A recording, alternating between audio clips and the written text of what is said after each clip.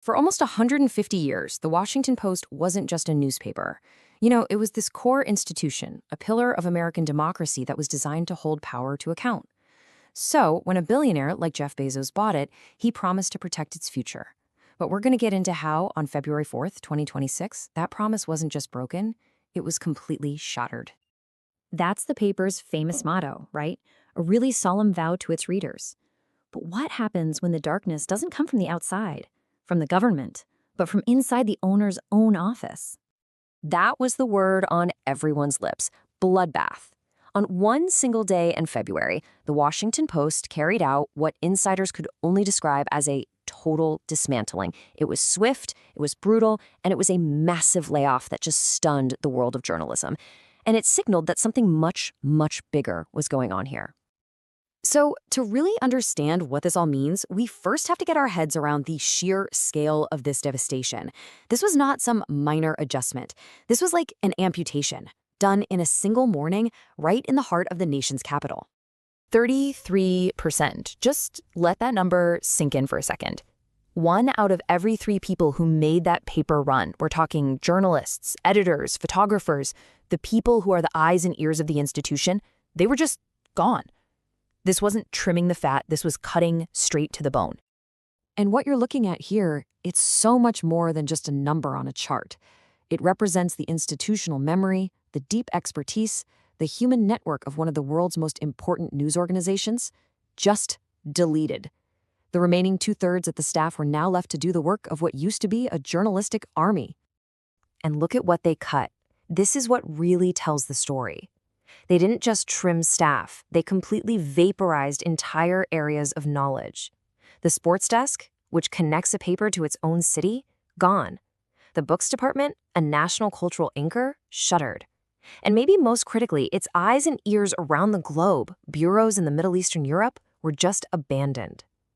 This was a deliberate retreat from the world stage. This quote from an insider, it tells you everything you need to know about how this went down. It was cold, it was chaotic, and completely impersonal. People were finding out their careers were over because their keycards just stopped working. And according to those inside, this wasn't some grand strategic pivot. It was a panic move that left a huge, gaping void where a plan should have been. So you have to ask, why? Why would this happen? Well, the official reason they gave centered on the collapse of something called the search economy. A system that had basically powered digital news for decades had almost overnight turned into a death trap. You see, for years, the internet had this kind of unspoken deal.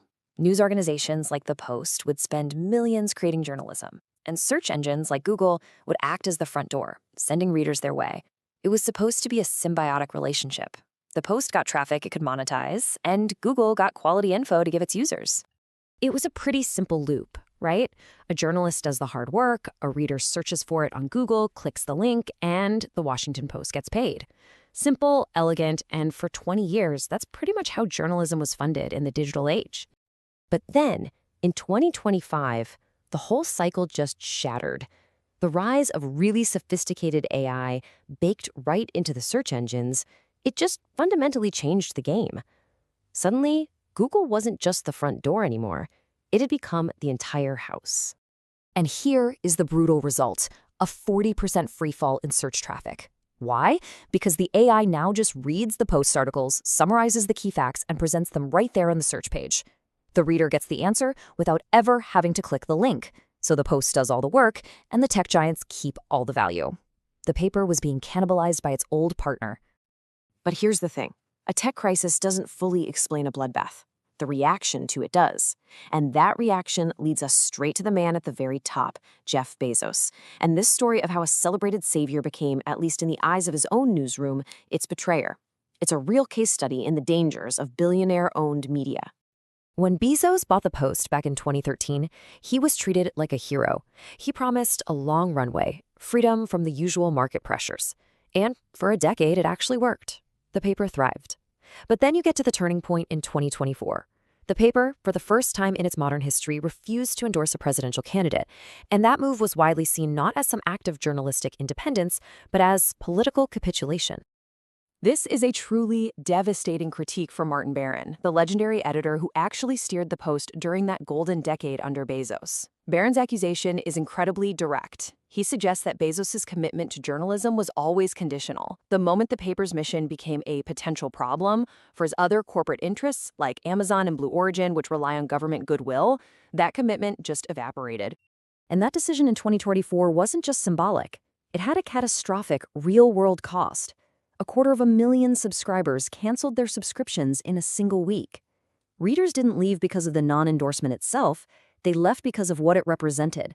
The perception that their watchdog had been muzzled, that its courage had failed right when it was needed most. It was a self-inflicted wound to the paper's most valuable asset, trust. So, beyond all the corporate strategy and the billionaire politics, you have to remember there are hundreds of human stories here. Because a strategic reset isn't just a line on a balance sheet. It's the abrupt end of careers, the loss of livelihoods, and a deep personal blow to the people who dedicated their entire lives to the paper's mission. Think about a journalist like Ishan Tharoor, who was a cornerstone of the Post's renowned foreign coverage. His departure isn't just one job lost. It's the erasure of his expertise, his network of sources, his deep understanding of global affairs. As The Hindu reported, what was really lost that day was institutional memory, that irreplaceable knowledge of how power truly works in Washington. The Columbia Journalism Review painted this heartbreaking scene. Journalists who had covered wars, who had confronted dictators, were seen weeping at their desks as security escorted them out of the building. These are the very people who lived by the motto, "Democracy dies in darkness," only to be unceremoniously thrown into it themselves. And this is where the story explodes beyond a newsroom in Washington, D.C. The Post's retreat isn't just a loss for American readers. It's a seismic event with profound geopolitical consequences, and it's creating a dangerous power vacuum on the world stage. Now, what's really fascinating here is the vacuum this creates. When the Washington Post pulls its reporters out of the Middle East and Europe, who fills that void? Well, the answer is state-run media from rival powers: Russia's RT, Qatar's Al Jazeera, China's Xinhua. We are entering an era where the independent American perspective is being silenced not by foreign censors, but by domestic corporate logic. To really understand all this, it is critical to see that what happened at the Post wasn't an isolated incident.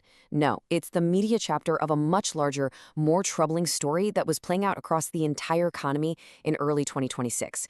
Gutting a watchdog isn't an accident. It's part of a much wider pattern. I mean, just look at the broader trend.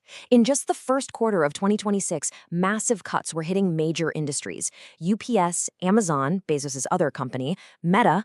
The World Socialist website argues this is all part of a coordinated disciplining of the working class. And when you look at it that way, gutting one of the world's best investigative newspapers makes a dark kind of sense. Fewer journalists means fewer people digging into the very corporations carrying out these mass layoffs.